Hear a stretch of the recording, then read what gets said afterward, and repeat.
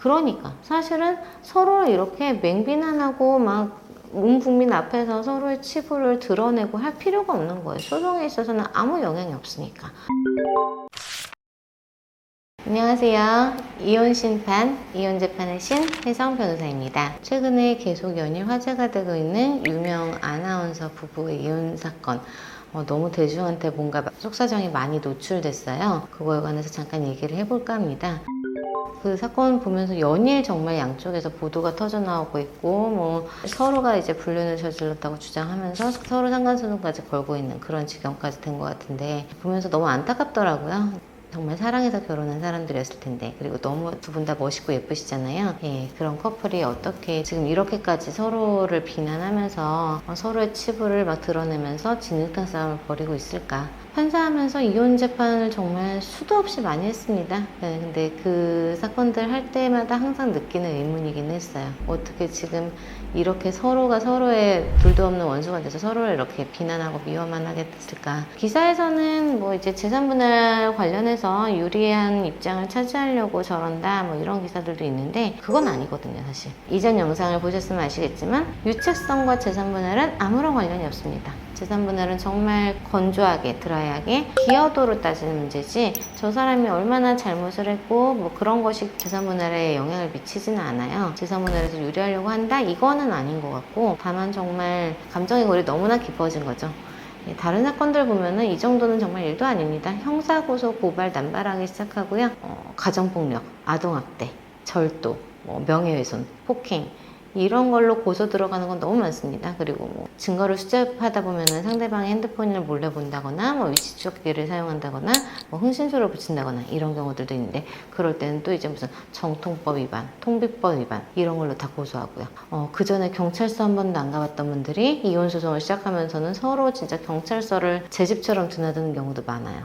그런 사건들 볼 때마다 참 안타깝습니다. 특히나 아이가 있는 집이라면 이혼을 하더라도 아이의 엄마 아빠인 거는 맞잖아요. 그리고 같이 함께 아이를 키워나가야 되는, 양육에 있어서 협력관계를 계속 구축해야 되는데, 그 정도로까지 갈등이 심해졌을 때는 나중에 결국 아이들을 키울 때도 서로의 의사소통이 잘 안 되고, 또 아이들에게 서로의 배우자를 나쁜 엄마, 나쁜 아빠로 자꾸 각인시키게 되고, 그럼 그 피해는 고스란히 아이들이 받으니까 아이들을 생각해서라도 좀 지양해주면 좋지 않을까 싶은 생각이 들더라고요. 최근에 이제 여성들이 경제력과 능력을 갖춘 여성들이 많아졌잖아요. 그런 부부들 사이에서 흔히 볼 수 있는 갈등 중에 하나라는 생각도 들었습니다. 알려진 바로는 어쨌든 박지윤 씨가 조금 더 수입이 많았던 것 같아요. 실제로 아이들의 학비라던가 생활비, 뭐 그런 경제적인 부분들을 박지윤 씨가 굉장히 많이 담당을 했던 것 같고, 그러다 보면 아무래도 남자가 돈을 더 많이 벌고 여자는 가사나 육아를 좀 주로 담당하고, 이런 어떤 전통적인 성 역할과는 조금 이제 다른 형태잖아요. 그러다 보니까 아직 우리가 그 가치관에 사로잡혀서인지 모르겠지만, 여자 쪽에서는 내가 이렇게 가정 경제를 전부 책임을 져야 되느냐, 남자 쪽에서는 그런 게 느껴지다 보니까 자격지심이라던가 바쁜 사회생활 때문에 가정생활을 소홀한 부인에게 뭐 불만을 가지게 된다던가, 이런 것들이 조금 더 큰 갈등의 원인이 되고, 더 이제 싸움이 커지고 감정의 골이 깊어지고, 이런 케이스로 번지는 것 같습니다. 그래서 결국 이혼소송 보면요, 상대방을 비난하고 유책을 주장하고 하는 거는 사실상 큰 실익이 없는 경우가 많거든요. 이건 정말 자기의 분을 풀고 해소하기 위해서이지 소송에 그렇게 도움이 되는 건 없어요. 이전에도 많이 말씀드렸지만 유책은 위자료에만 관계된 거고, 위자료 기껏해야 3천입니다. 이런 케이스라면 사실 그냥 쌍방 대등한 책임으로 인정이 될 거예요.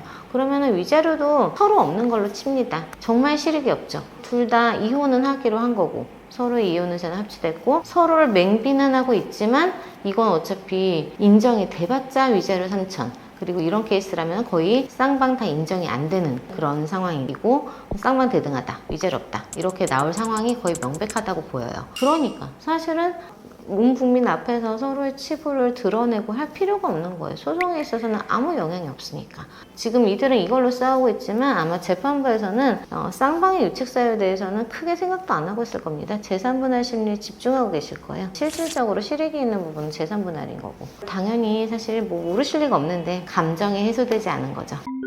실익 없는 전 국민 앞에 서로의 치부만 드러낼 수 있고 아이들에게 상처만 되는 그런 싸움을 좀 무의미하게 계속하고 계신 것 같아서 그 부분이 굉장히 안타깝더라고요. 제일 중요한 건 아이들이고 아이들이 상처받을 수 있는데 지금이라도 내 아이의 엄마고 내 아이의 아빠잖아요. 앞으로 아이들에게 좋은 엄마, 좋은 아빠로 남을 수 있는 그런 관계를 좀 회복을 시켜나가서 서로를 비난하지 않고 인정해 줄 수 있는 건강한 이혼을 하실 수 있으면 얼마나 좋을까 그런 생각을 해봤습니다. 오늘은 이제 최근에 계속 연일 화제가 되고 있는 유명한 아나운서 부부의 안타까운 이혼 소송 과정에 대해서 얘기를 나눠봤습니다. 더 궁금하신 게 있으시면 댓글이나 이메일로 문의 주시고요. 구독과 좋아요, 알림 설정 부탁드립니다. 감사합니다. 이렇게 막 감정에 막 분노가 휩싸인 연예인들 이제 이혼 사건 하시다 보면 그분들한테 뭐라고 조언을 좀 많이 하세요? 그래서 제가 이렇게 얘기해요. 이거 싸우는 거 진짜 의미가 없다. 재산 분할에 집중하시자. 이거 서로 상처만 되고. 그런 얘기도 할 거예요. 그래서 이제 저한테 이혼 사건으로 오시는 의뢰인들도 그런 분들이 되게 많으세요. 저 사람이 쓴 서면 다 거짓말이다. 너무 진짜 화가 나서 못 참겠다. 내가 언제 그런 일을 했냐. 근데 너무 상처도 많이 받으시고 힘들어하시고 하나하나 다 반박하길 원하시고 더 나도 저렇게 상대방을 공격해달라 이렇게도 말씀하시고 물론 그 마음은 다 이해가 가는데요.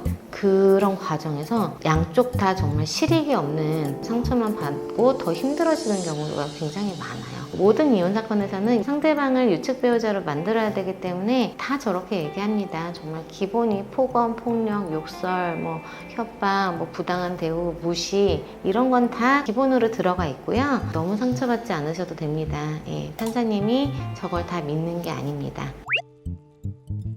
이런 부분들 다 실익이 없습니다. 아까 말씀드린 것처럼 위자료 얼마 안 되는 위자료의 문제고 외도를 했다든지 이런 명백한 잘못을 한 게 아닌 이상은 결혼 생활에서 비슷한 정도로 책임이 있고 보통은 그냥 쌍방대등한 책임으로 인정하고 위자료도 안 매기시고 특별히 양쪽에 누구의 말도 믿지 않습니다. 그러니까 너무 일희일비하거나 스트레스 받지 마시고 쟁점은 오히려 재산 분할이니까 차라리 이쪽에 조금 집중을 하신다면 그 스트레스를 조금 잊으실 수도 있을 겁니다. 그렇게 조언을 드리고는 했어요. 좀 많이 이렇게 차분해지시기도 하고 좀 냉정하게 생각을 하시더라고요.